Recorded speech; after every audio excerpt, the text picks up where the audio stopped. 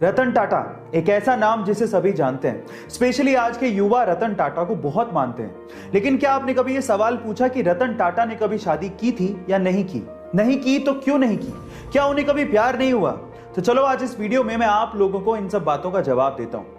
आपकी जानकारी के लिए मैं आपको बता दूं कि रतन टाटा ने अभी तक कभी किसी से शादी नहीं की। ऐसा नहीं था कि उन्हें कभी प्यार नहीं हुआ, उन्हें प्यार हुआ था।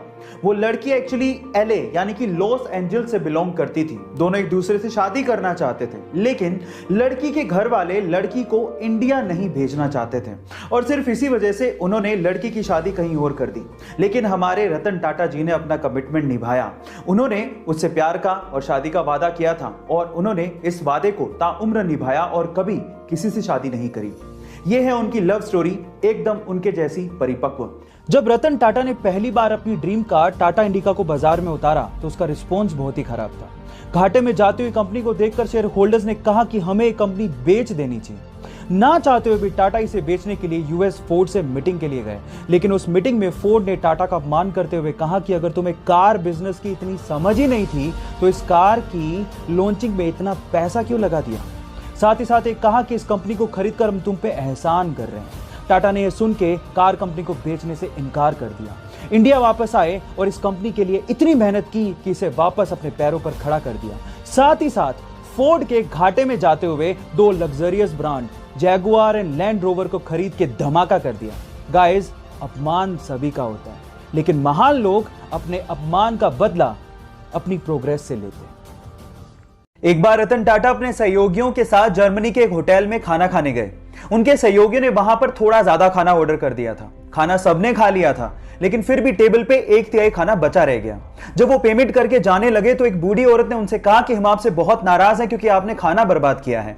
इस पर उनके सहयोगियों ने कहा कि हमने खाने का पूरा पेमेंट किया है, आप कौन होते हो कहने वाले।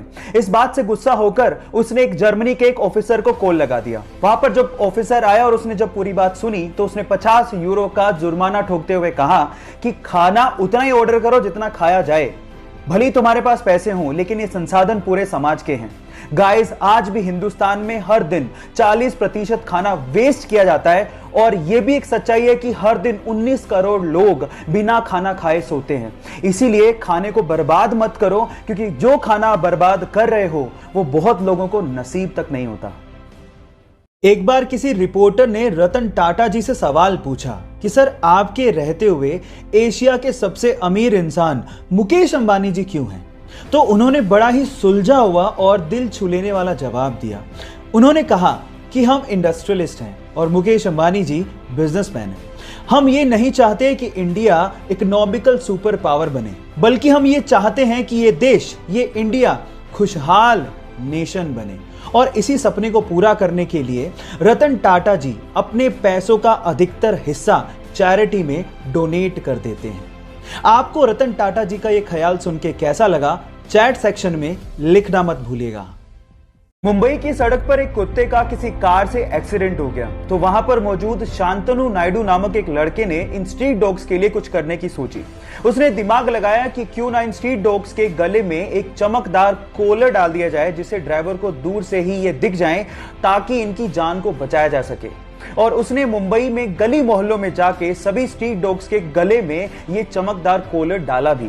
उसकी स्टोरी को टाटा समूह की मैगजीन में कवर भी किया गया और उसके बाद रतन टाटा ने खुद ने शांतनु को फोन करके उनके साथ काम करने को कहा। बहुत बड़ी बात है गाइस, तो शांतनु नायडू और उसकी पहल के लिए एक लाइक तो बनता है। चलिए गाइस, आज मैं आपको फिर से एक सच्ची घटना बताता हूं। एक बार एक बॉस ने अपने ड्राइवर को देखकर पूछा कि क्या बात है, आज बहुत खुश लग रहे हो, कुछ खास दिन है क्या? तो उस ड्राइवर ने कहा कि सर, आज का दिन मेरे लिए बहुत स्पेशल है क्योंकि आज मैंने रतन टाटा जी को कार ड्राइव करते देखा। तो बॉस ने कहा कि इसमें क्या खास बात है? तो उस ड्राइवर ने कहा कि सर, जब वो कार ड्राइव कर रहे थे तो मैंने उनको अभिवादन देने के लिए हाथ हिलाया और बदले में उन्होंने मुझे रिस्पॉन्ड किया, इसीलिए आज मैं बहुत बहुत खुश हूं, मेरा दिन बन गया, सच अ ग्रेट पर्सनैलिटी। गाइस, इससे यह समझ में आता है कि मनी आपको फेम दिला सकती है, लेकिन हम्बलनेस आपको रियल रिस्पेक्ट दिलाती है। सो गाइस, हम्बल रहिए हमेशा। अमीर लोग हमेशा बड़ा सोचते हैं और इसी वजह से वो और भी अमीर होते चले जाते हैं। कैसे, मैं आपको बताता हूं। एक बार किसी ने रतन टाटा जी से पूछा कि अगर अभी आपको BMW खरीदनी हो तो आपको कितना समय लगेगा। तो रतन टाटा जी ने जवाब दिया 5 साल।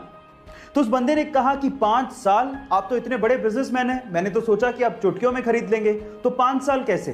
तो रतन टाटा जी ने जो जवाब दिया वो आप लोगों को सुनना चाहिए। रतन टाटा जी ने कहा BMW एक बहुत बड़ी कंपनी है। जहां आप और हम जैसे लोग BMW कार के बारे में सोच रहे थे, वही रतन टाटा जी BMW कंपनी को खरीदने के बारे में सोच रहे थे। इसलिए गाइस, ये कहा जाता है कि अगर आपको बड़ी सफलता चाहिए तो सोच भी बड़ी रखनी होगी। ये अमेजिंग वीडियो आपको कैसी लगी चैट सेक्शन में जरूर लिखिएगा और ऐसे अमेजिंग मोटिवेशनल वीडियोस के लिए YouTube पे हमारे चैनल को सब्सक्राइब कर लीजिएगा, वीडियो को शेयर करिएगा और लाइक करना मत भूलिएगा। मिलते हैं अगली वीडियो में।